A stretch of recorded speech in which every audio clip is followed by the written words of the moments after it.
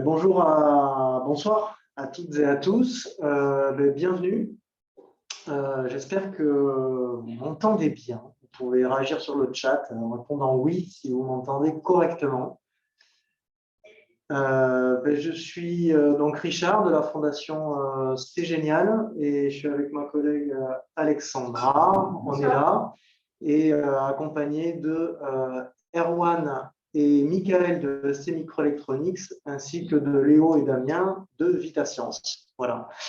Et le webinaire de ce soir, c'est le premier, hein, c'est le webinaire vraiment de lancement de l'opération, on va dire spéciale STM32 dans le cadre de Yes We Code, en partenariat avec ST Microelectronics et en collaboration avec VitaScience ici présent. Et le but, c'est de vous replacer un petit peu le cadre de cette action, voilà ce qu'on peut vous apporter et ce qu'on attend aussi de vous.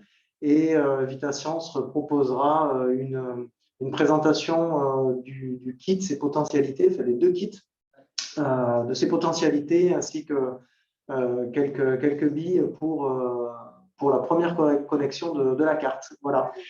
Donc, sans plus attendre, je vais partager mon écran. Vous allez me dire si ça fonctionne.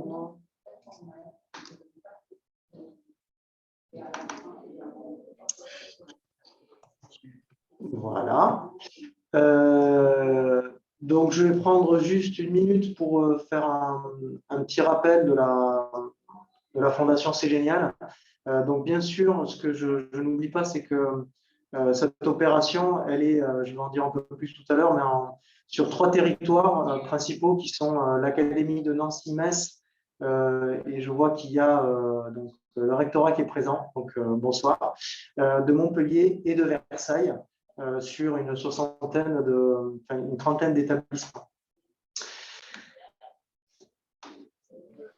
Alors, la Fondation C'est Génial, pour celles et ceux qui ne connaissent pas, hein, c'est une fondation d'utilité publique dans laquelle on travaille avec Alexandra. Cette fondation existe depuis 15 ans et elle fait la promotion des sciences et des techniques et du numérique auprès des jeunes, donc principalement les collégiens et les lycéens. On ne fait pas plus jeunes et pas plus vieux.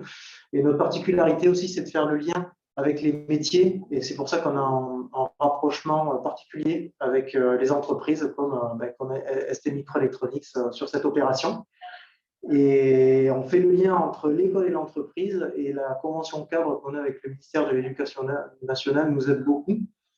Et on a des relations privilégiées avec chaque rectorat. Et voir que nos actions sont présentes sur la plupart des académies, même dans les dom-toms, parce que Yes We Code, avec un kit plus tourné vers la carte microbit, est à Mayotte cette année. Donc voilà, on s'exporte un peu.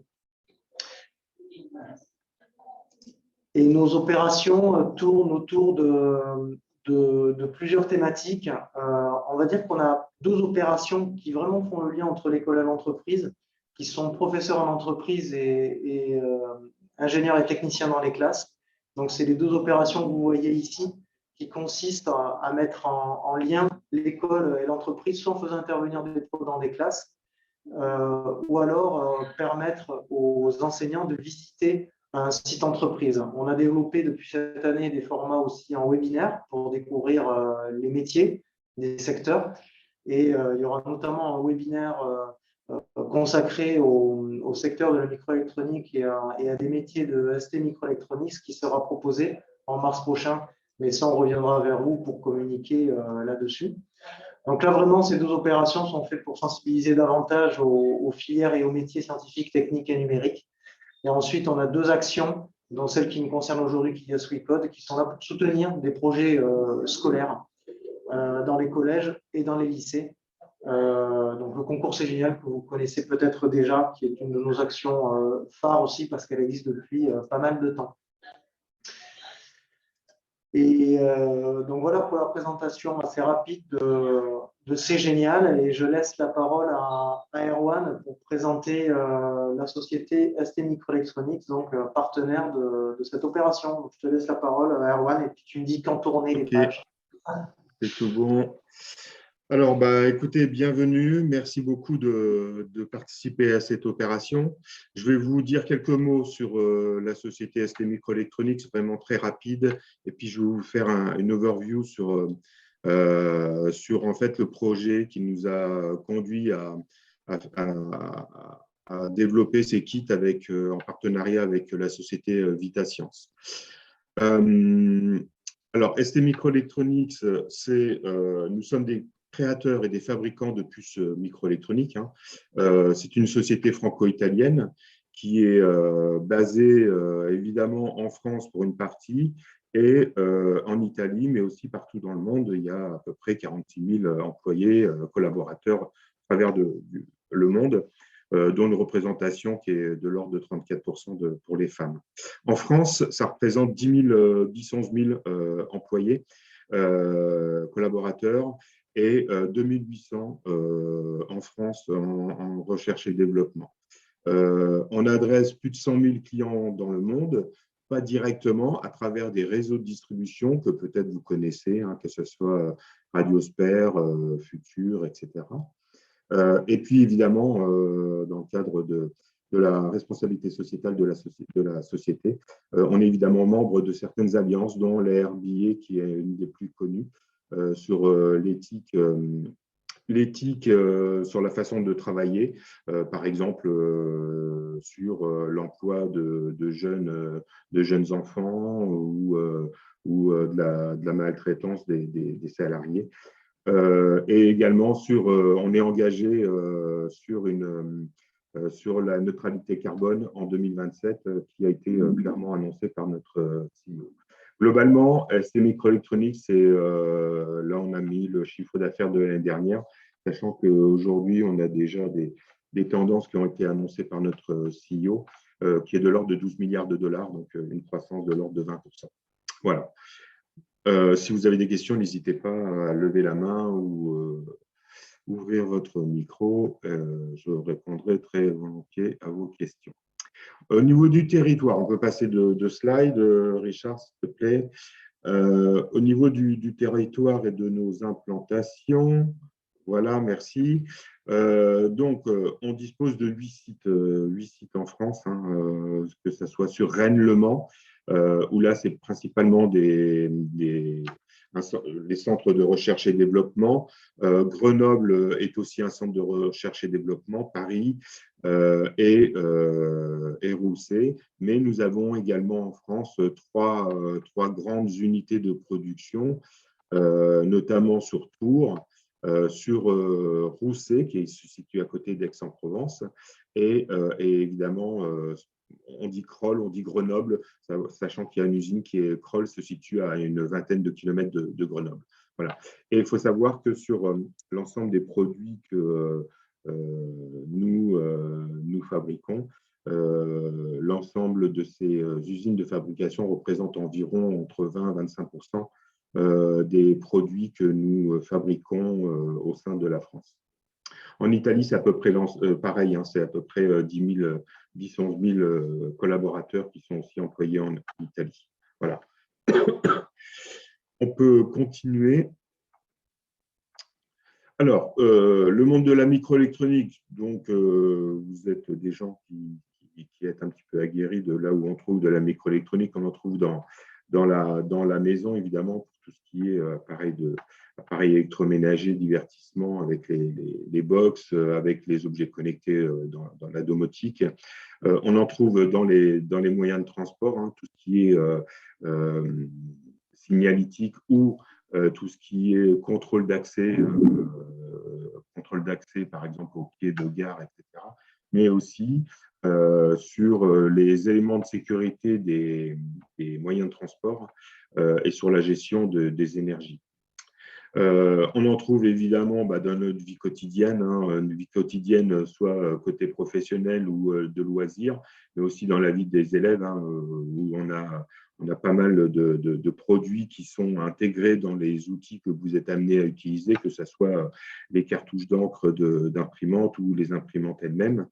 Dans les casques audio, tout ce qui est quand vous faites des achats de cartes de crédit par carte de crédit sans contact, donc il faut savoir qu'il y a la puce qui est aussi un élément de la microélectronique, faisant partie de la famille des produits de microélectronique. Et puis un secteur qui est très, très important, celui de la santé, qu'il y a aujourd'hui de la recherche médicale très avancée qui nous permettent justement de guérir ou en tout cas de comprendre certaines pathologies dans le domaine médical. Et puis, évidemment, une partie non négligeable qui aujourd'hui fait de plus en plus écho à notre quotidien, notamment sur la planète, hein, l'impact sur la planète, notamment grâce à l'introduction de panneaux photovoltaïques, pardon, mais surtout à l'ensemble des moyens qu'on peut mettre en place pour l'utilisation des composants à basse consommation d'énergie et sur les transports intelligents. On va voir un petit peu comment on adresse ces secteurs de marché. On peut passer au slide suivant, s'il te plaît, Richard. Donc, globalement, sur ST Microelectronics, on va retrouver nos produits dans 4 grands secteurs de marché. La conduite, évidemment, dans les autos, hein, dans les véhicules, hein, pour rendre cette conduite plus respectueuse et soucieuse de l'environnement, mais aussi avec des véhicules qui sont de plus en plus connectés, typiquement tous les radars qui sont à l'intérieur des véhicules, que ce soit pour les radars de proximité, mais aussi la lecture des panneaux de signalisation pour avertir le conducteur. Et puis, on en arrive jusqu'aux véhicules qui sont complètement autonomes. Et puis, bien évidemment, sur la sécurité, le déclenchement des airbags, etc., avec des accéléromètres qui permettent ces déclenchements de moyens de sécurité. On va le retrouver évidemment dans l'industrie. Ça fait partie d'un des gros secteurs de notre portefeuille de produits, hein, tout ce qui est robotique, tout ce qui nous permet justement d'apporter une aide à l'ensemble des opérateurs de l'industrie, lourde ou moyennement lourde, on parle beaucoup d'industrie 4.0, avec des unités de fabrication qui nécessitent que très peu d'intervention humaine, mais surtout qui sécurisent aussi les moyens de fabrication de tout type d'objets. Et puis dans le quotidien, évidemment, dans ce que vous pouvez rencontrer dans l'ensemble des villes, hein, avec des villes qui sont de plus en plus connectées. On peut parler par exemple des éclairages publics avec un éclairage intelligent qui permet de déclencher l'éclairage que lorsqu'il y a des passants qui sont détectés. C'est notamment le cas, nous aussi on connaît un petit peu sur Grenoble, notamment les passages pour piétons ou l'éclairage dans les parcs de façon à avoir un peu plus de sécurité dans des lieux un peu plus reculés. Et puis, on aura évidemment l'ensemble de ce qu'on appelle l'IoT, ce qu'on appelle aussi les objets connectés, que ce soit les box audio qu'on peut retrouver dans le commerce, ou les smartphones, ou les écouteurs et les montres connectées, par exemple. Voilà un petit peu le tour d'horizon de ce que là où on peut trouver nos produits. Alors, je vais vous parler rapidement maintenant des projets et je vais vous faire un petit résumé de l'historique. En fait, on a démarré, depuis 2017, on a des conventions avec 2 académies, essentiellement sur Grenoble et sur Aix-Marseille, où on travaille étroitement avec les académies afin de les aider à introduire des notions technologiques et basées sur nos produits. Et c'est les raisons pour lesquelles on a démarré en 2018, sur l'année 2018-2019, on a démarré un travail avec ces 2 académies sur le démarrage du développement d'un cœur reposant sur un de nos produits, qui est un STM32WB, donc du Bluetooth 5.0, qui a permis justement de commencer à concevoir ce que serait un kit qu'on pourrait mettre à disposition des académies et des professeurs et des élèves. Donc, on a discuter et collaborer avec à la fois les académies, mais aussi en s'associant avec l'Université de Grenoble-Alpes, qui nous a permis justement d'avoir ce qu'on appelle un proof of concept, hein, de ce que pourraient être des objets connectés qui pourraient être utilisés, basés sur du code MicroPython, qui pourrait être utilisé par les professeurs et les élèves. Suite à ça, nous avons souhaité élargir ce champ d'investigation en proposant la première étape de ce développement à d'autres professeurs. Et donc, l'année dernière, grâce à la convention qu'on a signée avec le partenaire C'est Génial, on a réalisé un ensemble de webinaires qui nous a permis d'accompagner et de confronter notre proposition aux besoins des professeurs en regard de la réforme de l'enseignement des lycées et des collèges. On a donc réalisé ces webinaires et puis on a arrivé à une conclusion où on était sur le bon chemin, mais il nous fallait quelque chose de plus robuste et surtout avec un certain nombre de caractéristiques, notamment liées à de la programmation, soit par soit par bloc, soit par commande en ligne. Et c'est la raison pour laquelle on s'est associé à VitaScience pour leur demander de nous supporter nos produits, en l'occurrence 2 kits pédagogiques qui vont être présentés juste après par Léo Briand, qui vont permettre au collège, aux élèves, d'une manière assez autonome, en fait, de pouvoir découvrir ce qu'est un objet connecté, ce qu'est de la programmation de base, en commençant par de la programmation par bloc, mais aussi en parallèle en faisant de la programmation directement en ligne, comme on peut le faire, et surtout avec des caractéristiques qui permettaient justement l'utilisation de ces kits-là à travers une interface qui ne nécessiterait pas une installation avec des droits administrateurs, et ça c'est une demande qui est très forte, qui a été très fortement soutenue par les professeurs, puisque, un peu comme toutes les entreprises, hein, l'éducation nationale ne fait pas exception à la règle, vous avez des règles de sécurité pour les accès au PC. Savoir que ces projets-là ont été soutenus par l'IPCEI, hein, l'IPCEI qui est un fonds d'investissement européen qui soutient justement les entreprises qui font un effort sur la pervasion des technologies dans le monde de l'éducation. Ces 2 kits-là vont être, par ailleurs, notamment en privilège en France, mais vont être aussi réutilisés dans d'autres pays, puisque les kits seront supportés, et notamment les livrets pédagogiques qui ont été créés par VitaScience et par une équipe de professeurs, sont déjà en ligne en italien et en anglais, et c'est peut-être aussi un excellent exercice pour les professeurs de faire traduire, puisque vous aurez la correction, de faire traduire des livrets dans une langue ou une autre. Voilà. Alors, vous voyez un petit logo qui s'appelle STEM, Your Way. C'est un logo ST qui fait référence notamment à notre action pour l'enseignement des matières technologiques et mathématiques dans les classes de collège et de lycée. Voilà, je crois avoir fait le tour. Je ne sais pas si vous avez des questions, n'hésitez surtout pas. On est là pour ça, avant de laisser la parole à Léo.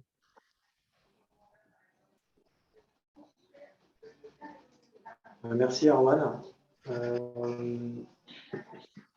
Tu veux dire quelques mots, Léo, sur VitaScience? Après, je reprendrai la main sur dire quelques mots sur le cadre un peu de l'action et les outils. Et ensuite, vous reprendrez la main sur la présentation des kits. Ça te va comme ça, Léo? Oui, c'est très bien. Est-ce que vous m'entendez correctement? On t'entend bien. Parfait. Bonjour à tous, je suis ravi d'être ici aussi. Donc effectivement, VitaScience, on est une jeune startup qui a 3 ans et demi, qui travaille vraiment exclusivement dans l'éducation pour le coup. On n'a pas toutes les branches que peut avoir ST sur les différents domaines.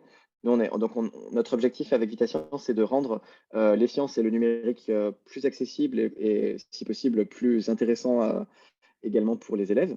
Donc pour ça, on propose tout un ensemble d'outils, notamment à destination des enseignants, avec à la fois des kits pédagogiques physiques et des ressources pédagogiques associées, et également une plateforme en ligne. Donc là, aujourd'hui, ce que j'aimerais vous présenter, mais ça ne va pas être que aujourd'hui, puisque je crois comprendre qu'il va y avoir plusieurs ensuite webinaires, une sorte de série. Mais en tout cas, on va vous présenter les deux kits qu'on a réalisés en collaboration avec ST et la plateforme associée. Voilà, j'en dis pas plus pour le moment. Merci. Super, merci beaucoup Léo. Je vous donne quand même quelques données sur cette opération spéciale. Hein. Ça rentre dans le cadre d'une action de l'action Yes We Code qui est déployée depuis 4 ans maintenant sur 17 ou 18 académies, mais autour d'un kit microbit. Et là, ça a été l'opportunité avec ST et VitaScience que de proposer dans le cadre de cette opération, ces deux kits dimensionnés autour de la STM32 pour les lycées à partir du coup d'une carte professionnelle. Donc nous avons les académies de Montpellier, Nancy, Metz et Versailles dans cette opération cette année de déploiement avec une trentaine de lycées et aussi la Maison pour la Science du rectorat de Nancy-Metz ainsi que la DAN de Versailles qui sont impliqués. Donc, il y aura une soixantaine d'enseignants engagés. Vous êtes à peu près 25 ce soir connectés, à peu près 2 par établissement. Je précise que le webinaire sera enregistré et mis sur le Padlet dédié à l'action. Je vais en parler tout à l'heure, que vous puissiez le retrouver et vos collègues aussi.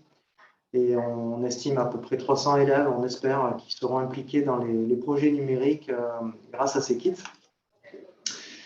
Donc, l'accompagnement Yes We Code, on en a parlé un petit peu tout à l'heure et Léo a mentionné des webinaires, c'est un kit que vous avez dû normalement recevoir dans vos établissements. Donc, sur le chat, faites-nous savoir si vous n'avez pas reçu votre kit, soit martien, soit autour de la plante connectée.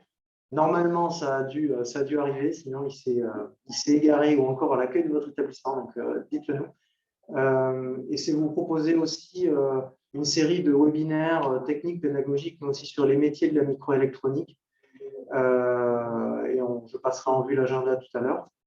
Et vous aurez à disposition, bien sûr, des ressources. Hein. Il y a déjà un livret qui est bien fait dans les kits que vous avez reçus, que vous pourrez trouver aussi en version numérique sur le site de VitaScience. Et bien sûr, vu que cette opération Yes We Code propose un concours de vidéo de projet chaque année pour les collèges et les lycées, les élèves qui élaboreront des projets autour de ces deux kits pourront proposer une vidéo pour concourir à la fin à un concours vidéo de projet au mois de mai.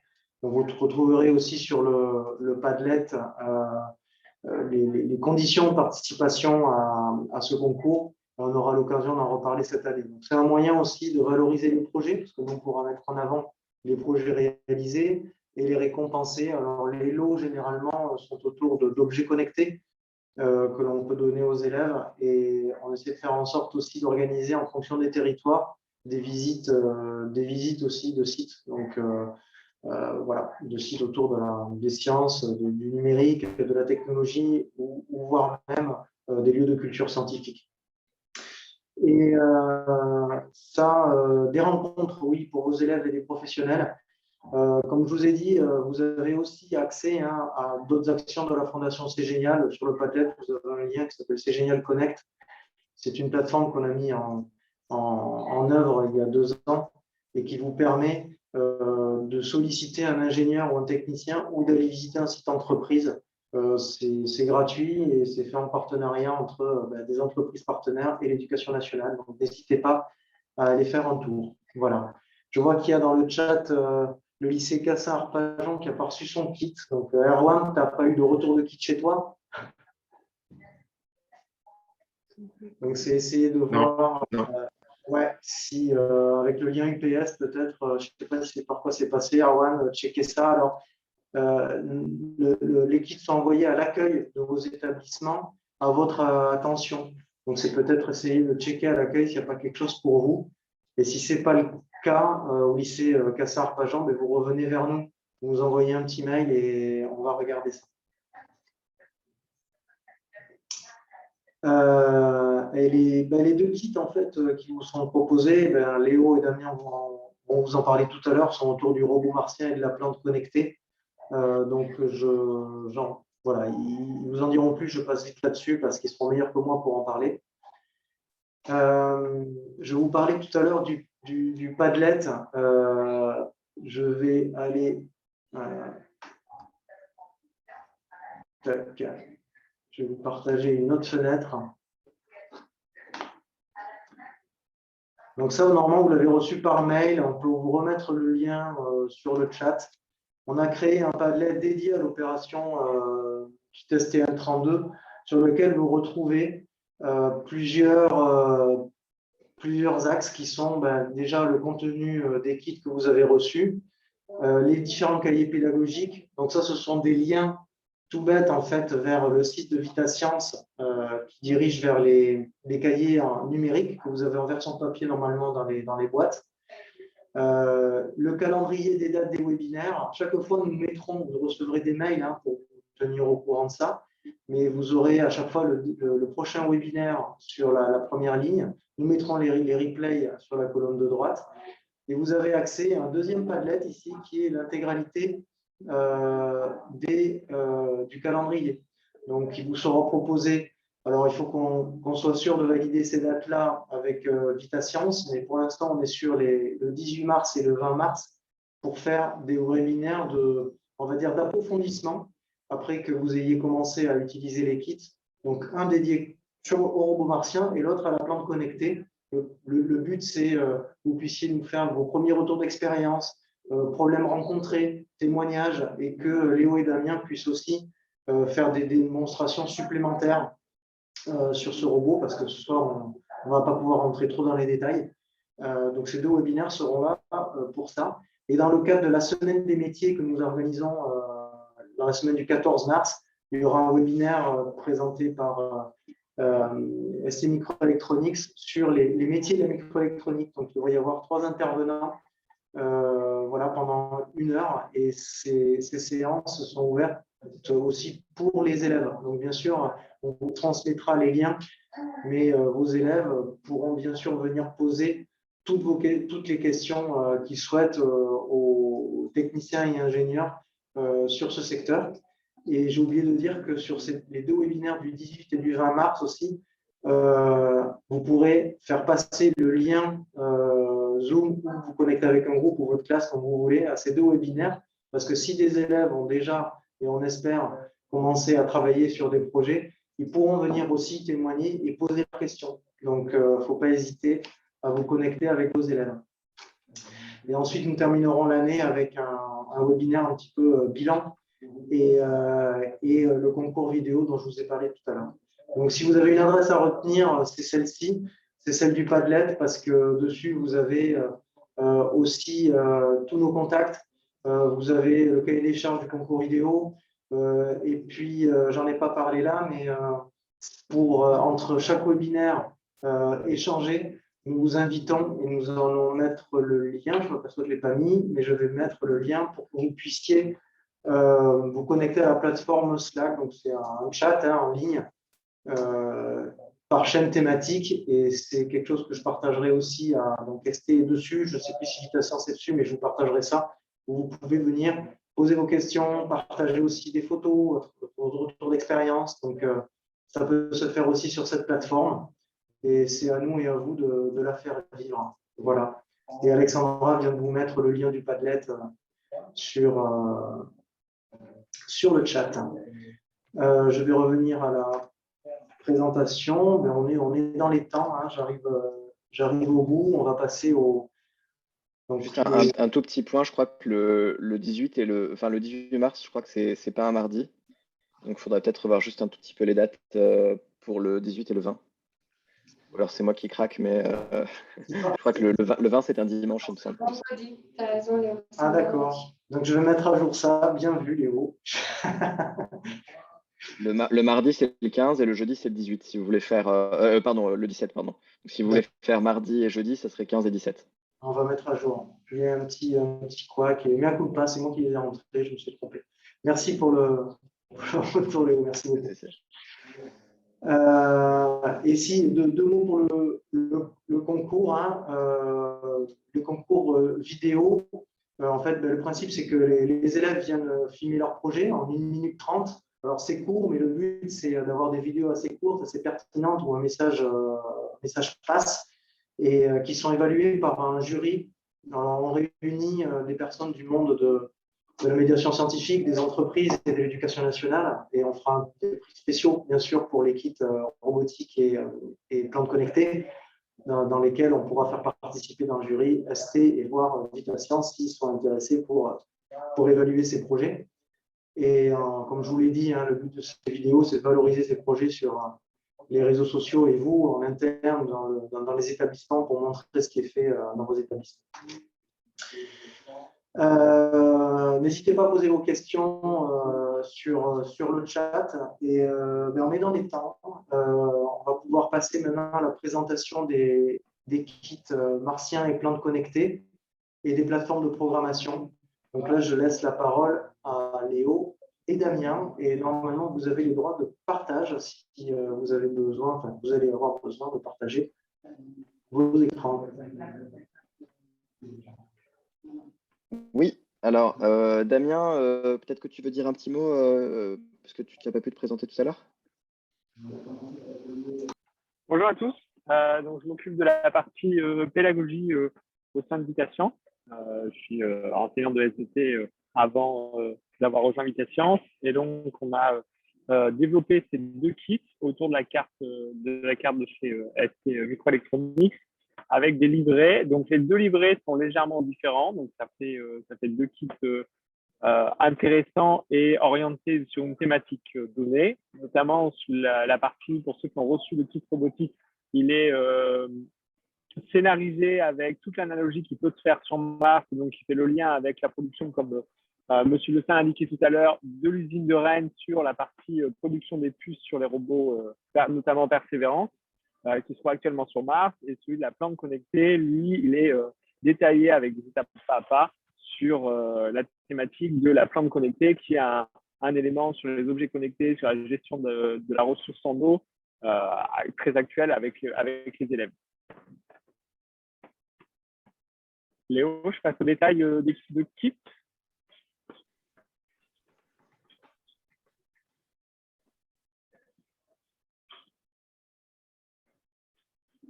Léo, je passe ton écran, s'il te plaît.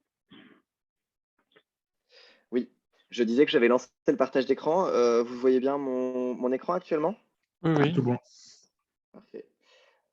Donc Damien, oui, si tu veux, tu peux faire une première présentation et je complète au besoin. J'ai les éléments des kits avec moi là, donc je peux les montrer au fur et à mesure, comme tu veux.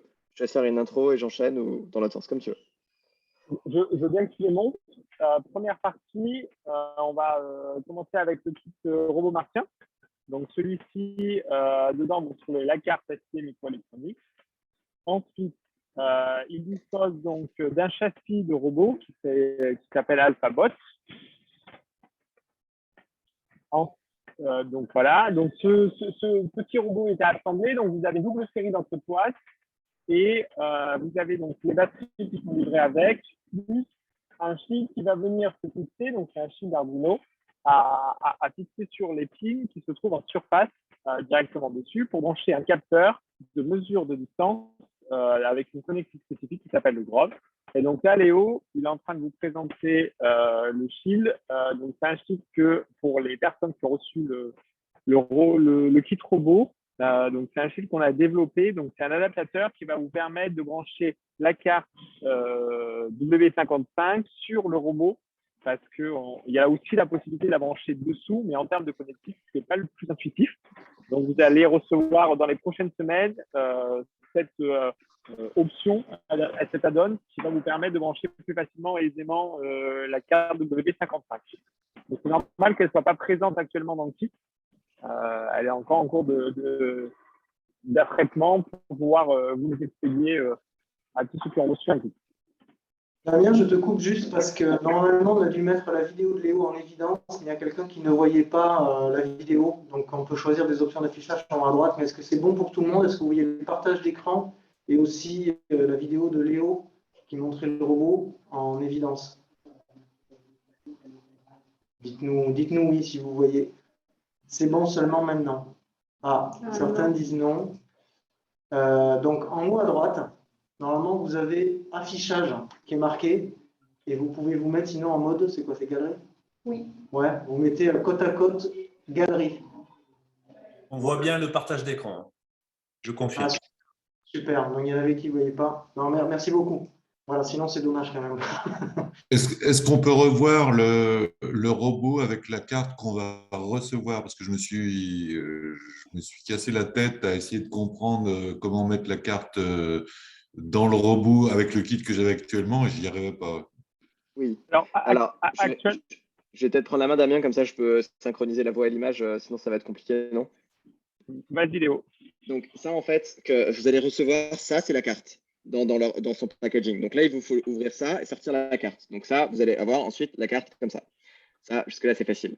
Ensuite, vous allez recevoir le robot qui est dans une boîte, qui est en kit. Ce robot-là, pour l'assembler, en fait, il y a deux parties. Il y a le haut et le bas.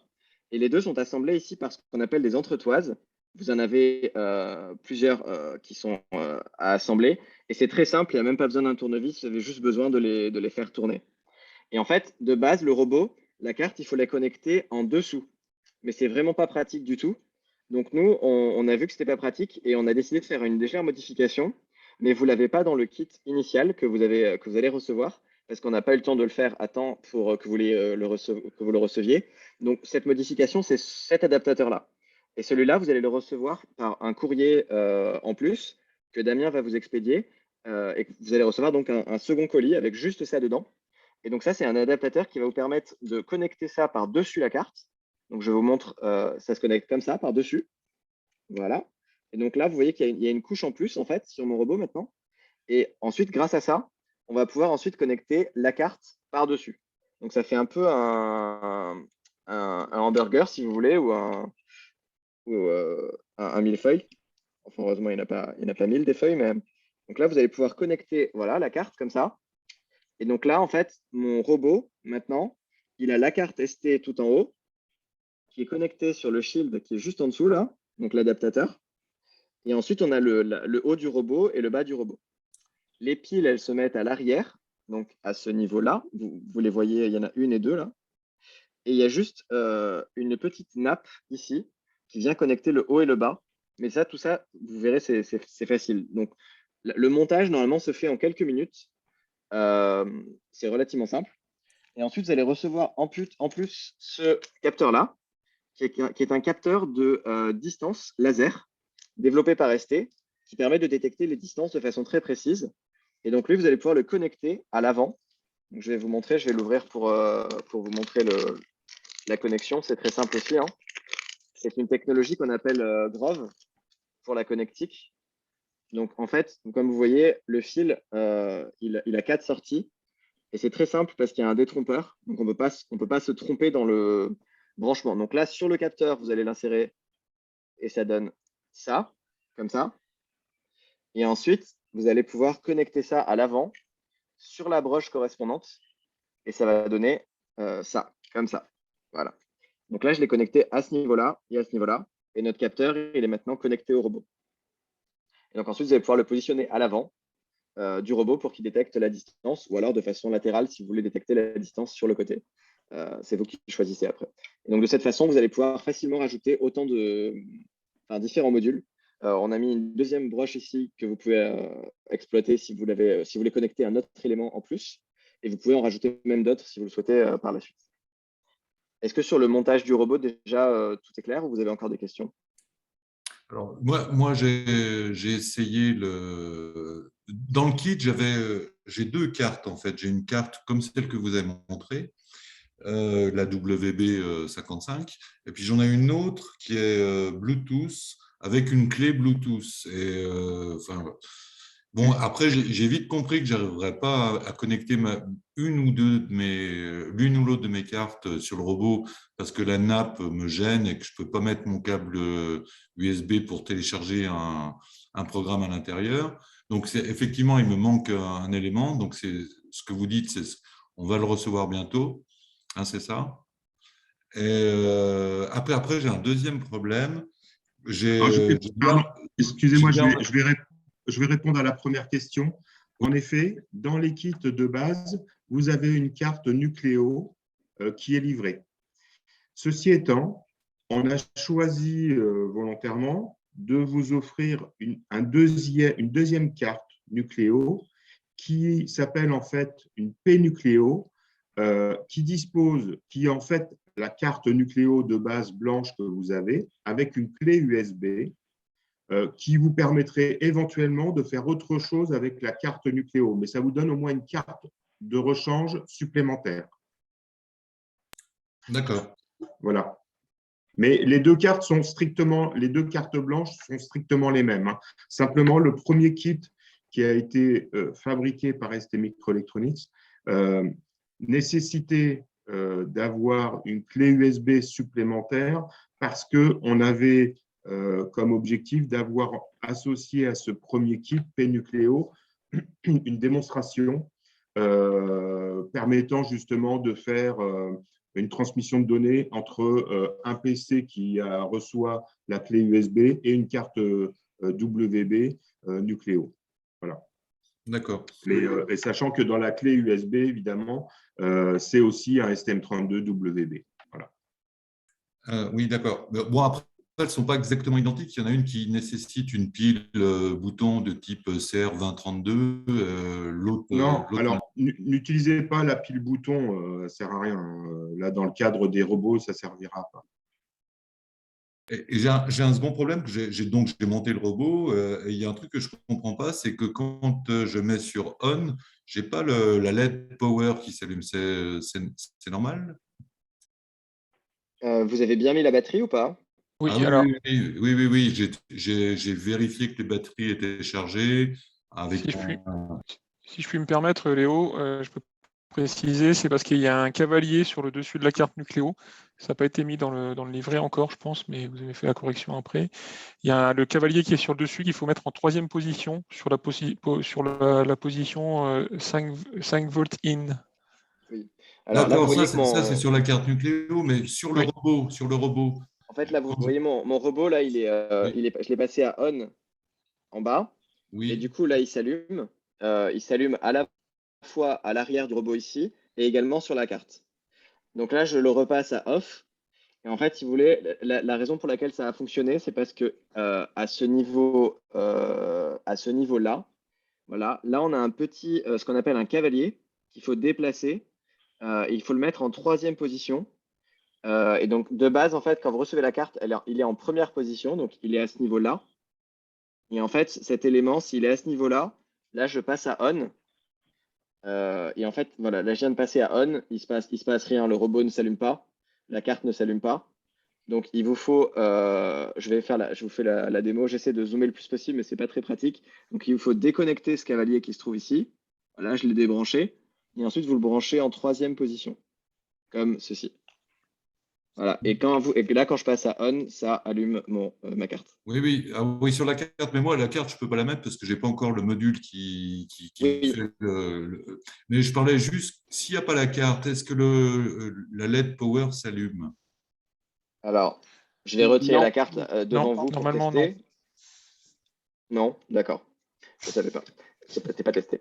Là, je viens de déconnecter ma carte. Si je passe à on, le robot ne s'allume pas. Non. Donc, du coup, il a besoin d'une carte en fait pour fonctionner ce robot. Ouais, me voilà rassuré. Voilà. Donc, votre robot n'est pas flambé. Par contre, vous pouvez d'ores et déjà mettre en charge les accus qui sont sur le robot en branchant un câble USB avec une alimentation sur le petit connecteur qui est derrière les accus. Voilà. Donc, à ce niveau-là, là, vous avez à l'arrière un tout petit connecteur. Vous pouvez y brancher une prise USB. Ça donne ça. Et là, ça va commencer à charger votre accumulateur. Voilà. Mais ça, donc pour programmer là, ça c'est juste pour recharger l'accumulateur. Et pour programmer le robot, du coup, il vous faut déconnecter ici et il vous faut connecter la carte à l'arrière, donc à ce niveau-là. Et là, vous avez donc le port USB qui est disponible sur la carte. Sur lequel USB? Le USB user ou le Alors, ST-Link? ça, on l'a précisé dans le livret. Donc, je vous montre tout de suite. Ça, c'est le livret qui est livré dans le kit. Je sais pas, c'est à l'envers là votre webcam ou ça va? Non, c'est bon, Non, c'est c'est dans à le bon l'endroit, sens. c'est bon. C'est bon, c'est à l'endroit. Parce que moi je le vois à l'envers, mais tant pis pour moi. Et à la page 15, vous avez ça, où là on explique justement toute la dynamique. Bon, moi je vois plus rien là du coup, hein. Mais on explique la dynamique de branchement. Donc, à quel moment il faut brancher sur le premier USB et à quel moment il faut brancher sur le deuxième. La première fois, ça vous semblait un peu saugrenu, mais en fait, la toute première fois, il faut juste brancher sur le premier USB pour mettre ce qu'on appelle le firmware, c'est-à-dire le programme qui fait exécuter vraiment la carte de base qui est nécessaire. Et ensuite, une fois qu'on a fait ça, c'est plus nécessaire de faire cette opération-là. On peut passer simplement sur le deuxième USB. Donc, en fait, vous avez une opération à faire une seule fois sur un des USB et ensuite, vous êtes tout le temps sur l'autre. D'accord, merci. Et je précise que ça, ce qu'on vient de décrire là, c'est commun au kit plante et au kit robot. Pour le kit plante, il y a aussi cette idée où d'abord, on va mettre le programme et ensuite, on va mettre le deuxième. Mais tout ça, c'est expliqué dans les livrets pour justement éviter que vous soyez perdu. Donc, il y a une petite manip qui va prendre une petite dizaine de minutes à faire la toute première fois que vous utilisez les cartes. Mais ensuite, il n'y aura pas besoin de le refaire, c'est juste une seule fois. Merci. Pas de souci. Est-ce qu'il y a d'autres questions sur le robot ou pas?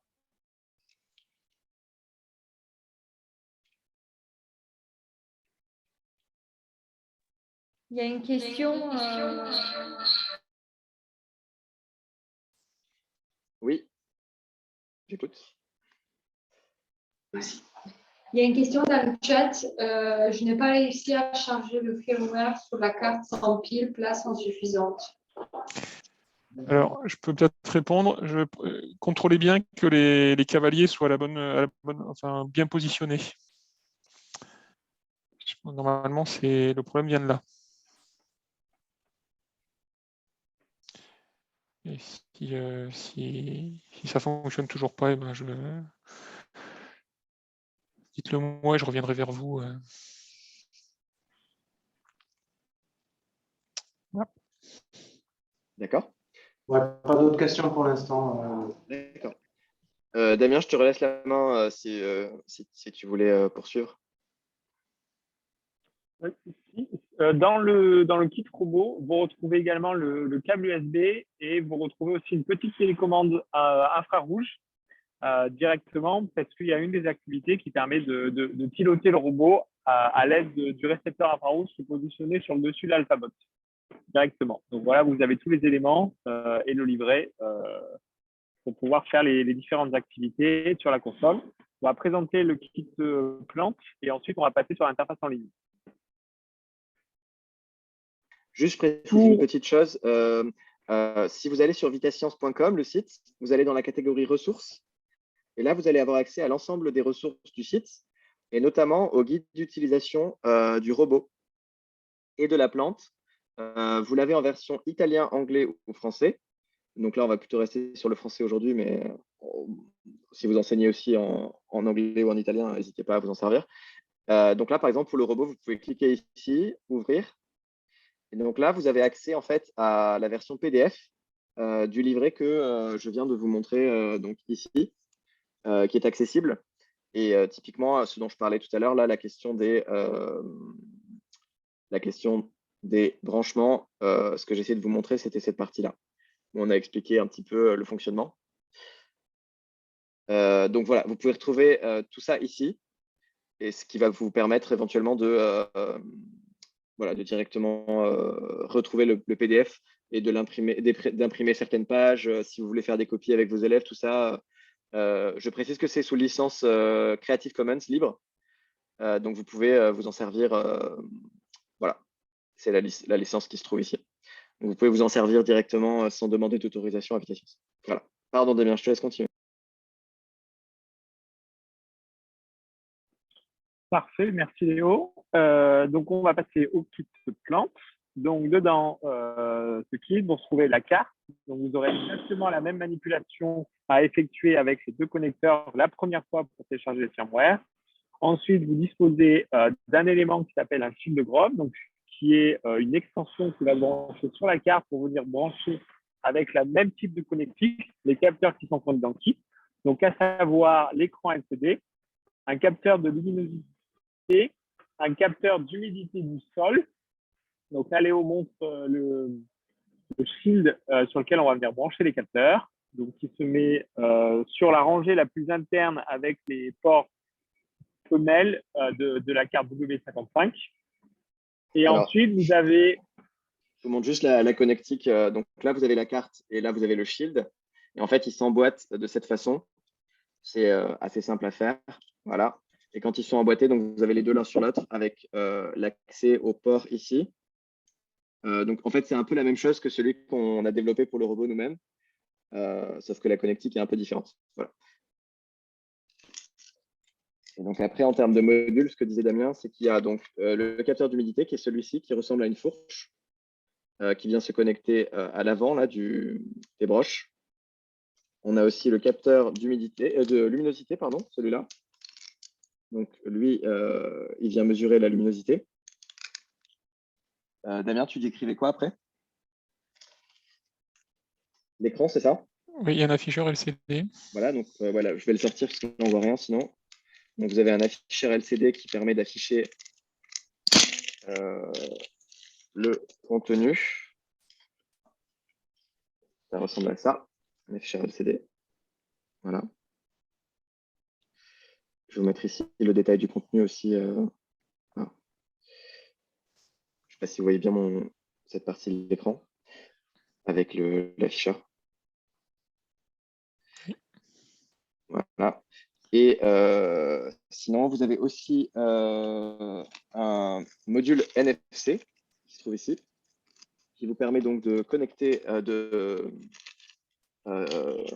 pouvoir voilà, lire des données qui viennent d'un capteur NFC, enfin d'un tag NFC. Il y a aussi livré une carte et des badges NFC qui permettent donc de lire les données associées.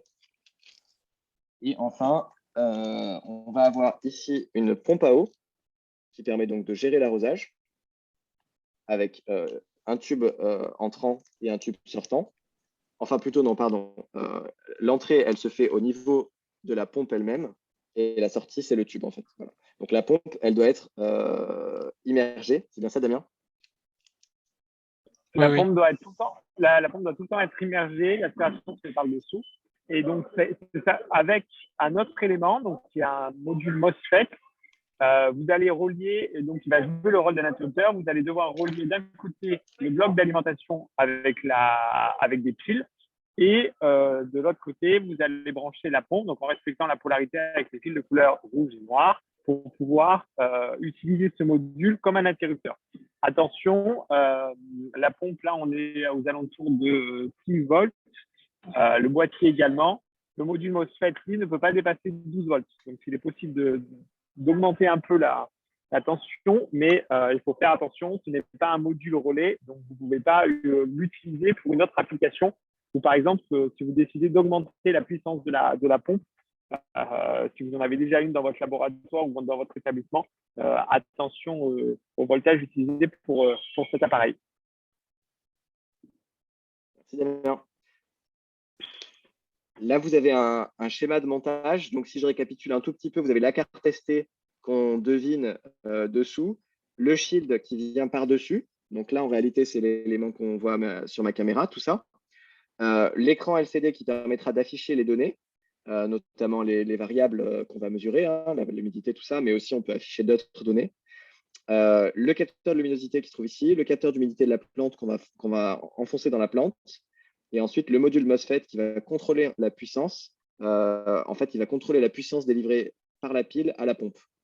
Donc, le module MOSFET, on va pouvoir lui dire d'allumer la pompe ou non, en fait, et de régler sa puissance. C'est comme ça qu'on va pouvoir régler l'arrosage.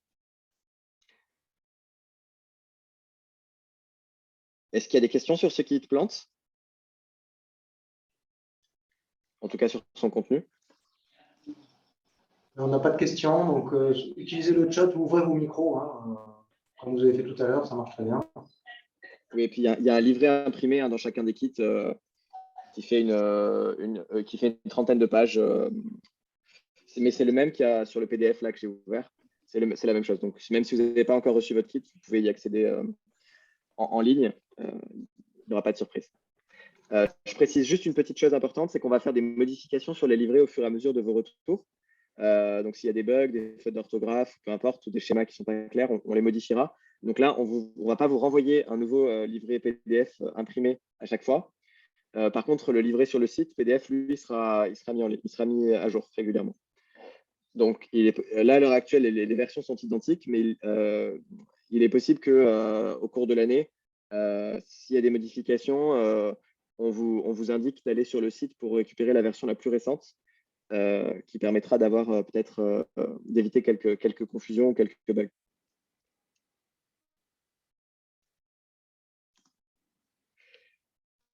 OK. En ce qui concerne le livret, je pense qu'il faudrait peut-être parler du cavalier justement qu'il faut déplacer en V-in au moment où on passe le robot. C'est prévu, oui. C'est la première modification qu'on va faire sur le PDF, effectivement. On l'a Ouais, pas encore fait. c'est tout à fait prévu. On attendait en fait de recevoir la extension là, du sheet qui permet d'éviter de déchirer la nappe, parce que actuellement la carte en fait elle est utilisable avec le robot, sauf qu'elle se branche dessous et elle n'est plus visible, et la connectique USB qui est la USB user de la carte vient frotter sur la nappe de câble. Donc on attendait de faire ça et on va le présenter avec cette extension plus la modification avec le VI. Oui, parce qu'apparemment, à la base, c'était pour une carte Arduino qui passait bien au niveau des connexions USB. C'est ça, exactement.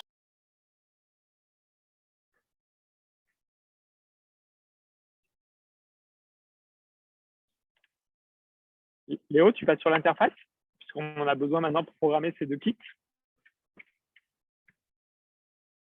Oui, donc je vous montre en parallèle l'interface.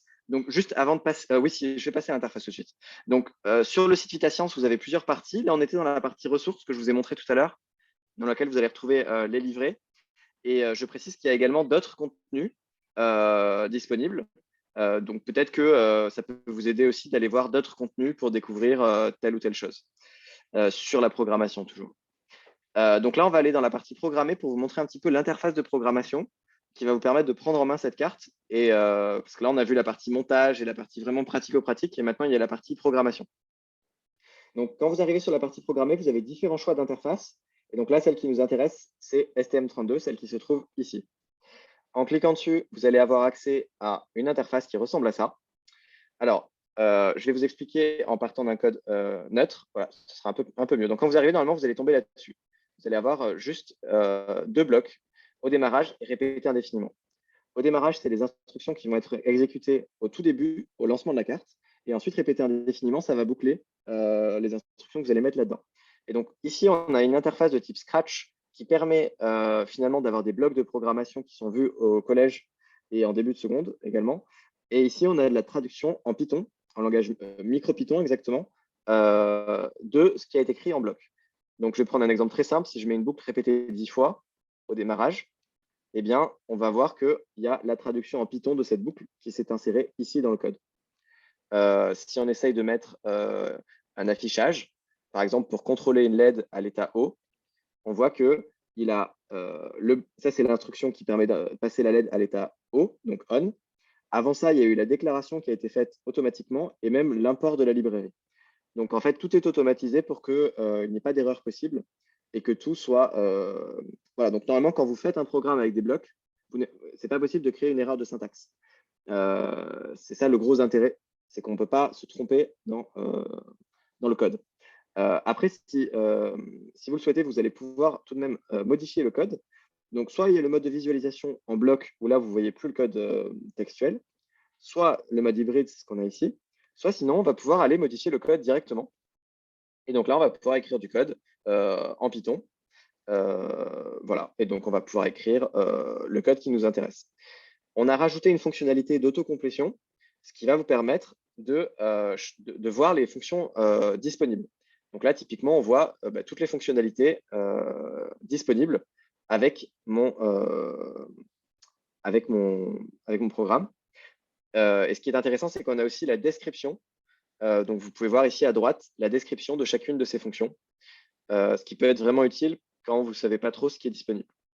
Donc, si vous préférez écrire du code de façon textuelle, c'est tout à fait possible grâce à ça. Donc, voilà pour la présentation très rapide de l'écriture. Et je précise juste une chose, parce que j'imagine que la question va être posée. On n'a pas la traduction dans l'autre sens. Donc là, ce que vous avez écrit ne sera pas traduit en bloc. Ce qui se passe, c'est que là, on a retrouvé mon code qui est issu des blocs et qui n'est pas le même que le code que j'ai écrit tout à l'heure à la main. Donc là, on est dans un état qui s'appelle désynchronisé, c'est-à-dire qu'on a deux codes différents et ça marche très bien. C'est juste que voilà, vous n'avez pas la traduction dans l'autre sens. Si vous voulez revenir en état synchronisé et donc resynchroniser votre code par rapport au bloc, il y a un bouton pour ça qui se trouve ici, qui s'appelle synchroniser Python avec les blocs. Vous cliquez dessus et ça va directement synchroniser. C'est ce qu'on voit ici. Et donc là, je peux de nouveau remodifier mes blocs et ça va régénérer du code.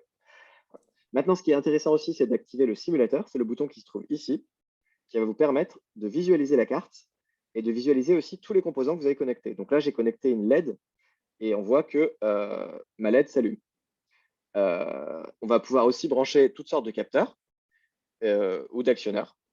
Et donc, typiquement, on va pouvoir brancher un capteur avec la plante, le capteur d'humidité.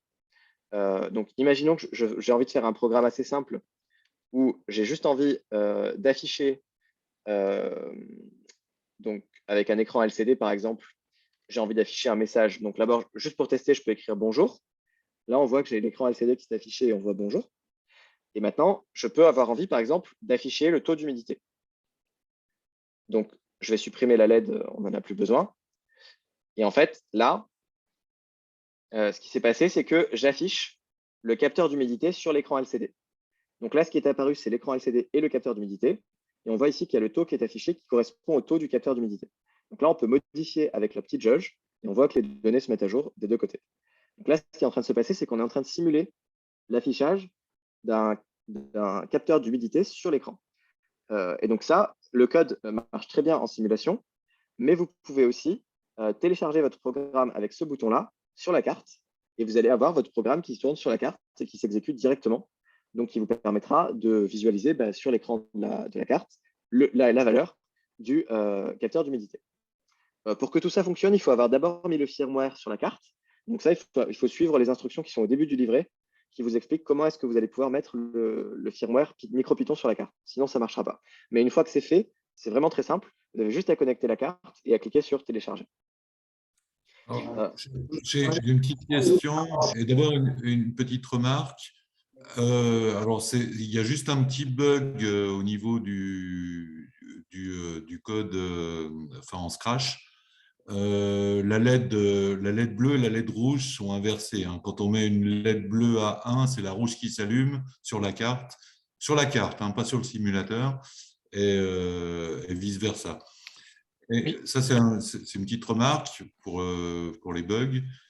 Et après, la question technique, c'est est-ce que je peux développer un code Python autre part que sur le site Vitation, c'est-à-dire qu'est-ce que je peux faire tourner avec le Python de mon PC, quoi.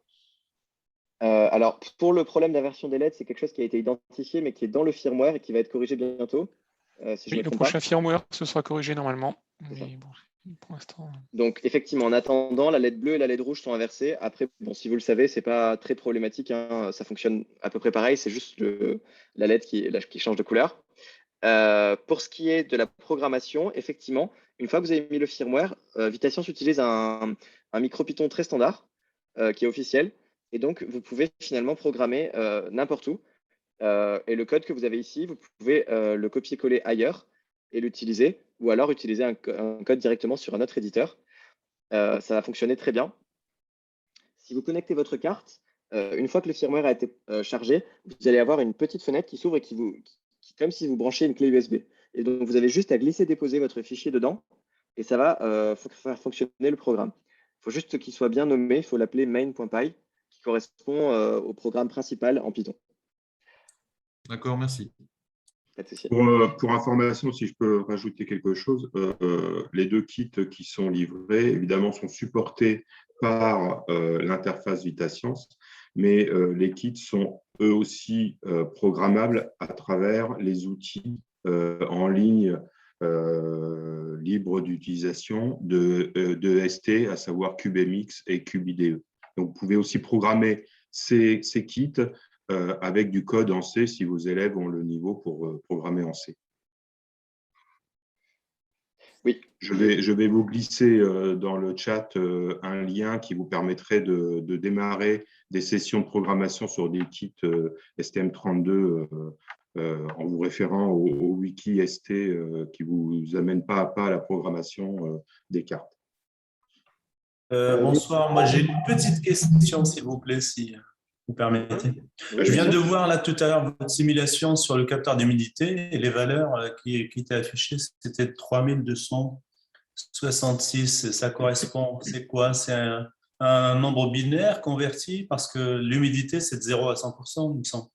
Alors oui, tout à fait, c'est une bonne remarque. Ce capteur d'humidité qui est fourni dans la plante, c'est un capteur analogique qui renvoie une valeur en fait codée sur un certain nombre de bits. En l'occurrence, ça va aller de 0 à 4095. Ouais. Donc c'est 12 bits. C'est codé sur 12 bits, exactement. Donc c'est 2 puissance 12, hein, tout simplement. Et enfin, j'espère, je fais bien mes calculs. Et donc, vous allez pouvoir finalement avoir un retour. Et donc, si vous voulez calibrer, vous allez devoir finalement dire le plonger dans l'eau, par exemple.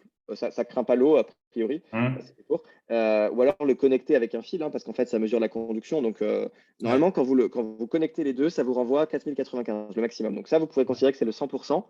Et ensuite, vous pouvez le laisser à l'air libre pour voir la valeur qui est renvoyée quand il est à une condition de 0, puisque à l'air libre, il n'y a pas d'électrons qui pourront passer entre les deux broches. Et donc, la valeur qui va être renvoyée dans ce cas-là, je ne crois pas que c'est 0. Il me semble que c'est un peu plus. Mais je ne sais plus la valeur exacte. Puis ça dépend peut-être de votre capteur aussi, selon les résistances qui sont utilisées dedans.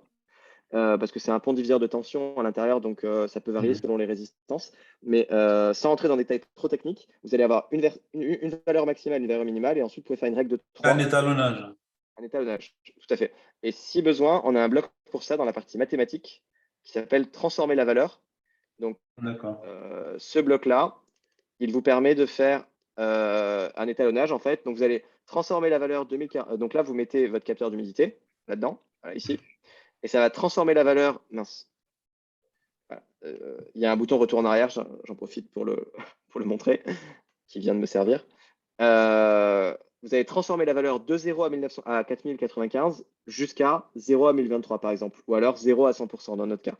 Donc ça va transformer la valeur entre 0 et 100%. Donc, juste si je vous... si j'affiche ça sur un écran LCD, vous allez tout de suite comprendre hein, hop, à quoi il sert. Voilà. Donc là, au lieu de 0 à 2048, il va aller de 0 à 100%. Et il descend graduellement. C'est juste une règle de 3, hein, mais il fait la règle de 3 automatiquement. On a le calcul ici s'il y a besoin. D'accord, merci. Pas de souci. Donc avec un simple bloc, vous allez avoir l'humidité de 0 à 100%, sauf que attention ici, là, ce n'est pas 0 qu'il faut mettre. Pardon, ici.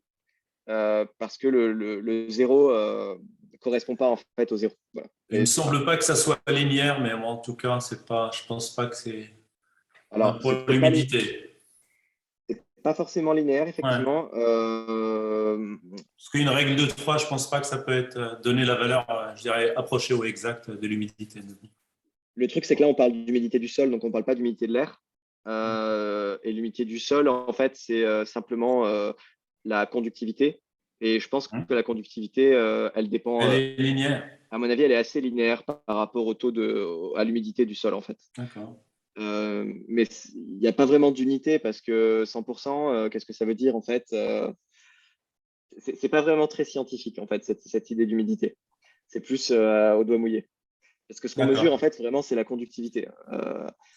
Sauf que notre capteur, il va saturer à partir d'un certain moment et il va vous dire 100%, mais en fait, on n'aura pas une conductivité parfaite. Ce ne sera pas un métal, par exemple. Bon, merci. Ouais. Ouais, c'est pas hyper scientifique, cette histoire-là, mais ça vous permet quand même de savoir si la plante, elle est arrosée ou pas. Et ça marche vraiment bien. Donc, c'est ça l'important, de toute façon. D'autres questions? On en a une dans le chat, Léo, qui est-il possible d'emporter d'autres librairies? Oui, vous allez pouvoir le faire directement dans le code, en fait. Donc, si vous voulez écrire votre propre librairie, moi, je vous conseille de la mettre en glisser-déposer sur la carte et ensuite de mettre ce code-là. Donc là, par exemple, si vous voulez rajouter une librairie, j'en sais rien, mylib, voilà, vous allez faire cet import-là. Bon, là, par contre, le simulateur, forcément, ne marchera pas. Il va y avoir écrit le module mylib n'a pas encore été implémenté, mais vous pouvez quand même transférer ce code sur votre matériel pour visualiser le fonctionnement réel. Ça, on a prévu ce cas-là dans le simulateur. Et donc ça, vous allez pouvoir le copier sur votre carte. Et ensuite, bien sûr, il faut aussi penser à mettre le fichier mylib.py qui va être appelé automatiquement. Donc, on va dire que c'est manuel, mais ça marche. Est-ce qu'il y a d'autres questions? Merci Léo. Il reste encore 5 minutes si vous avez des questions. J'avais d'autres trucs à présenter parce que si le prochain webinaire est en fait en mars, il va vous falloir peut-être d'autres éléments. Donc, il y a quelque chose de… Je me suis trompé. Ah, c'est okay. bien le 20 mai janvier à valider avec vous si vous êtes dispo. Mais le but, c'était de laisser 2 mois de prise en main, etc. pour justement pas attendre le mois de mars. D'accord. Alors Léo, si tu me permets, je voulais rajouter quelque chose. La valeur ajoutée quand même de cette carte, c'est surtout qu'elle embarque du BLE, du Bluetooth Low Energy, et qu'on va pouvoir interagir avec un téléphone. Récupérer les valeurs des capteurs directement sur le téléphone, enfin, ou sur un device Bluetooth. Donc c'est surtout ça l'intérêt de cette carte par rapport à ce qu'on peut trouver aujourd'hui sur le marché. Oui, voilà. Tout à fait. Avant que tu continues, Léo, il y a une autre question sur la communication entre cartes. Est-ce qu'elle est possible sur cette carte STM? Alors, elle est possible en Bluetooth. Et vous allez pouvoir utiliser donc ces blocs-là. Après, dans le détail, ce n'est pas encore aussi simple que sur une carte microbit, par exemple, où il n'y a pas l'appairage et on est vraiment sur on envoie un message et on peut le réceptionner beaucoup plus facilement. Donc, on va dire que ça fonctionne. Ça demande juste un tout petit peu plus de manipulation que sur microbit, mais ça peut fonctionner. Mais l'intérêt, c'est que vous allez pouvoir vous connecter facilement à un téléphone, ce qui est beaucoup plus difficile avec une carte microbit. Et avec une tablette, renvoyer des données, créer votre propre application. Tout ça, ça va fonctionner directement. Donc, justement, les blocs pour faire ça, c'est dans la catégorie communication. On a une rubrique qui s'appelle module Bluetooth intégré. Et donc là, on a préparé quelques blocs. Donc, le premier, c'est envoyer un message. Donc là, c'est vraiment vous envoyer un message. Et le second, c'est recevoir un message. Donc, ça, c'est vraiment pour la communication simple, on va dire. Et ensuite, on a 2 applications pré-intégrées, entre guillemets. On en a une qui s'appelle STBLE Sensor. Donc, cette application-là, vous pouvez la télécharger sur les stores d'applications et elle va vous permettre de visualiser en temps réel la température, l'humidité et la pression qui sont issus des capteurs connectés. Alors là, il se trouve que le capteur qui est utilisé dans ce contexte-là n'est pas fourni directement avec la carte dans nos kits, puisqu'on est parti sur d'autres capteurs. Mais néanmoins, vous pouvez utiliser cette application qui fonctionne très bien pour échanger les données. Et enfin, vous avez aussi celui-ci qui permet de communiquer avec l'app qui s'appelle Physique, qui est développée par la main à la pâte.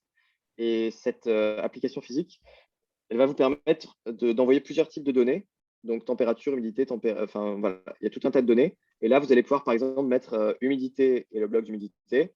Et ça va directement envoyer la donnée sur l'application Physique. Voilà. C'est assez intéressant. Voilà pour le Bluetooth. Ensuite, une autre fonctionnalité qui est intéressante pour la partie robotique, c'est le simulateur de robot. Donc, si vous mettez un robot, par exemple, pour avancer, ce bloc-là, vous allez avoir un petit module qui s'affiche ici avec une simulation de robot en 2 dimensions, vue d'en haut. Donc, vous reconnaissez peut-être le robot que je vous ai montré tout à l'heure, vue d'en haut. Et on simule donc le déplacement. Là, par exemple, on peut avancer. Donc, je vais vous faire un programme tout simple. J'avance, j'attends 1 seconde et je tourne à droite et j'attends 1 seconde de nouveau. Tout ce que je fais, ça fonctionne aussi en Python, mais c'est juste ça va plus vite pour moi de le faire en bloc, c'est pour ça.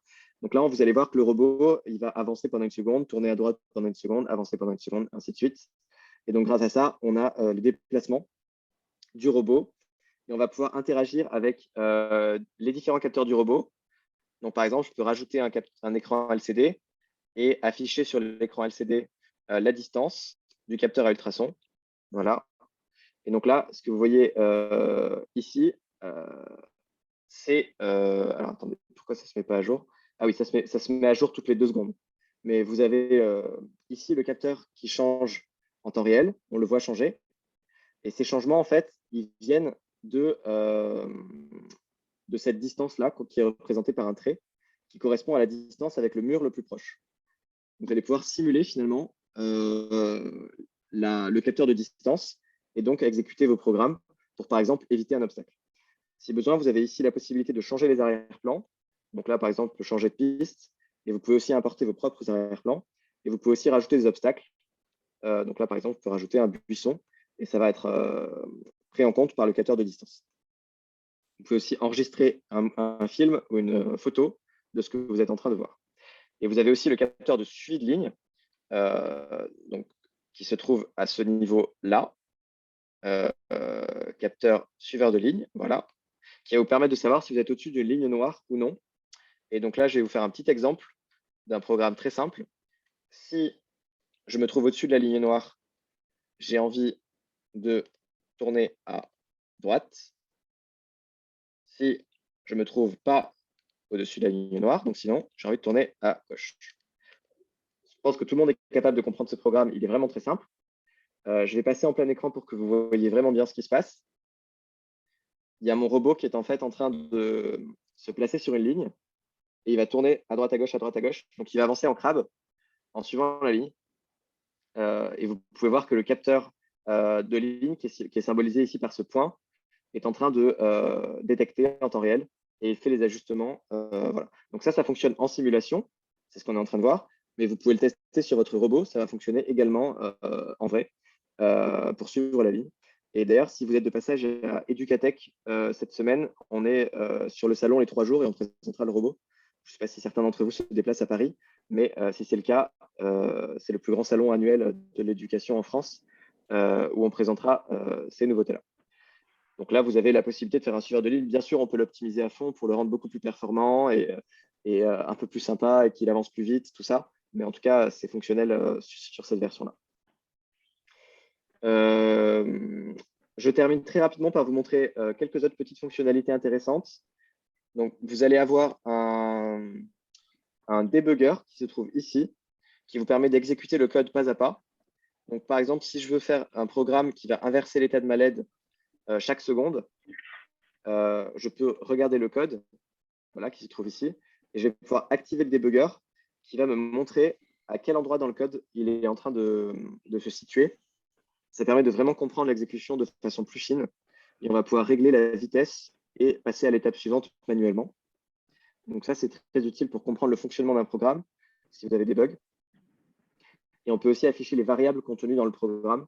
Si par exemple, je déclare une variable au début à 0 et qu'ensuite, je l'incrémente à chaque tour de boucle, vous allez avoir la possibilité ici de voir la variable 0 voilà, qui vient de se déclarer ici.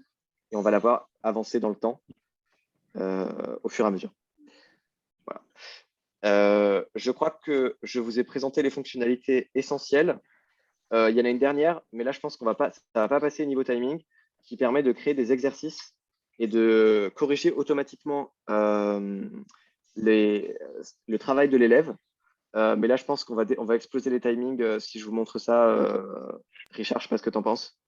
Oui, je pense que ça va être tard, mais est-ce que tu peux montrer peut-être que ça existe et où c'est que ça se situe? Comme ça, les enseignants peuvent aller voir. Et voilà. Bien sûr, ouais. Alors, pour accéder à ça, actuellement, c'est que sur notre serveur de test, mais ça va passer en ligne très, très prochainement. Donc, pour ceux qui veulent tester, d'ailleurs, l'adresse, c'est vbeta.invitations.com. Mais peu importe. Quand vous êtes là-dessus, oui, j'en profite pour vous montrer qu'on peut passer en thème sombre ou en thème clair, mais c'est juste des options d'accessibilité. Et vous pouvez changer les polices aussi, dyslexique, luciole ou basique. Mais ça, c'est si vous voulez. Voilà. Donc, pour accéder à ça, il faut aller ici dans la rubrique Roue crantée. Et là, vous avez un bouton qui s'appelle Créer un exercice. Si vous cliquez là-dessus, on vous demande de vous connecter. Donc, je vais me connecter très rapidement. Hop. Voilà. Je me connecte à mon compte VitaScience. La connexion, c'est que pour l'enseignant qui crée l'exercice, ce n'est pas pour l'élève ensuite. Donc ici, si j'essaie de créer l'exercice, là, ils me disent qu'il faut d'abord enregistrer un projet. Donc, imaginons que je fais un programme très simple. On va vraiment faire un truc simple. Voilà. Ça, c'est le programme. J'ai envie que mes élèves fassent ça. C'est un programme qui permet d'inverser l'état de la LED chaque seconde. Voilà. Et j'ai envie que mes élèves fassent ça. C'est l'exercice que je leur donne à faire. Donc, créer un programme pour inverser l'état de la LED chaque seconde, la faire clignoter en fait chaque seconde. Donc là, je vais pouvoir créer un exercice. D'abord, je sauvegarde.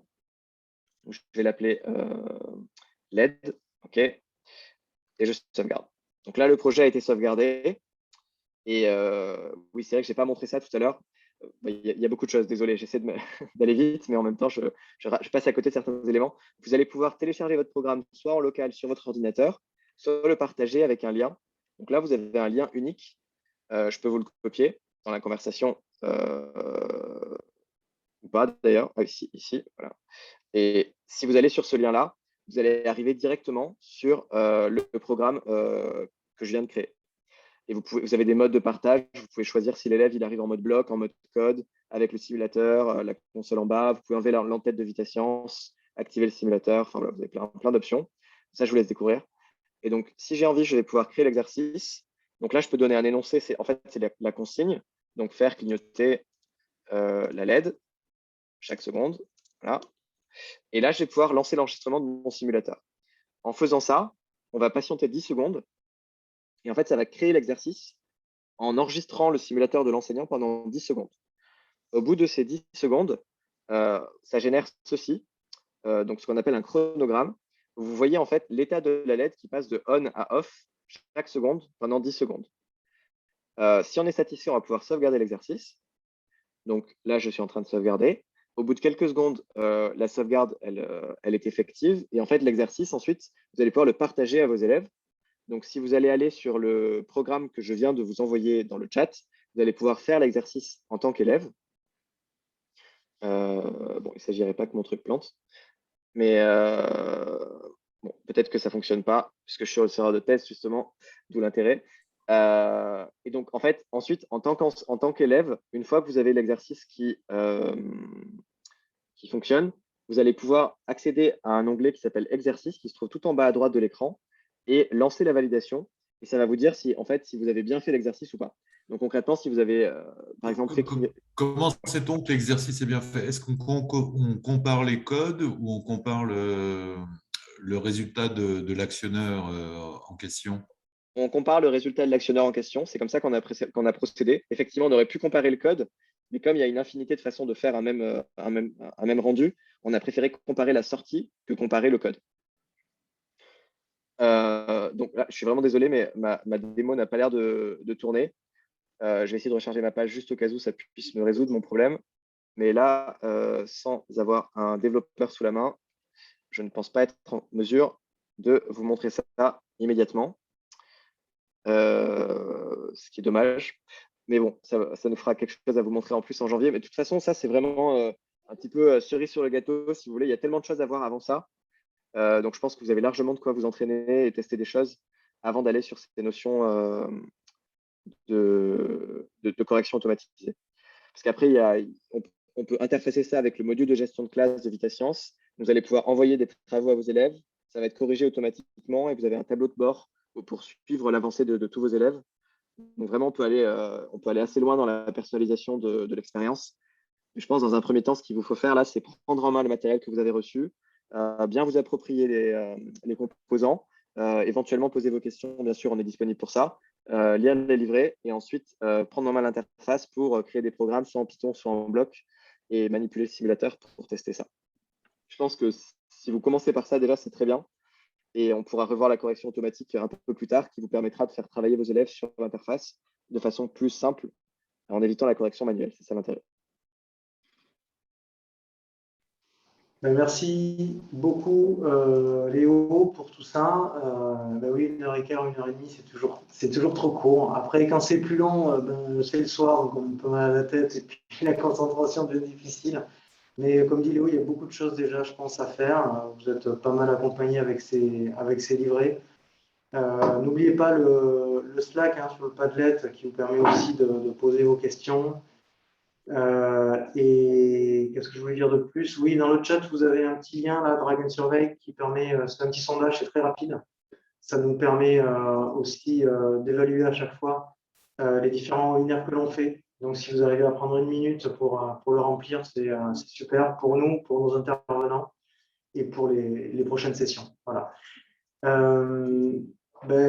Bonne prise en main et projet à vous tous. On vous confirme prochainement les dates des 2 prochains webinaires.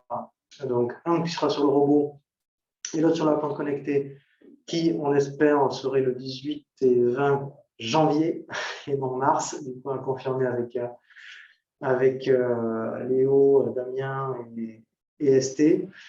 Et puis, passez une bonne soirée. À très bientôt. Bonne soirée à tous, merci. Merci beaucoup. Bonne soirée, merci beaucoup.